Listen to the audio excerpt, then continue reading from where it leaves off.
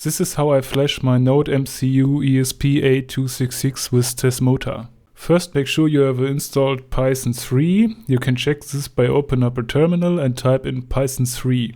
I use the version 3.8.10. Second, you need to install esptool. Open up a new terminal and type in sudo apt install esptool. Now you can test your installation. I use the Arduino IDE to find the right port where the ESP8266 is connected via USB. You need the board extension for the ESP boards. The installation is shown in this video. The port will display it in the lower right hand side corner.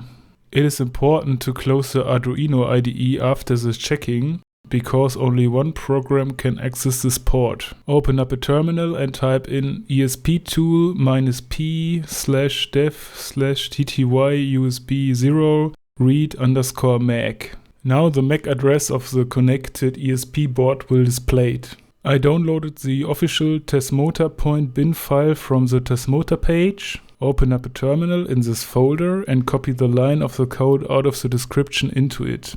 Of course, you have to change the connected USB port and the image file name. It takes a few minutes to install all files. If all set up correctly, the ESP opens up a Wi-Fi where you can connect.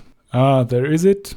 Sometimes the hotspot registration automatically opens up and you can change the Wi-Fi settings. But if not, the IP address of the ESP board will be 192.168.4.1 to access a new Tasmota device.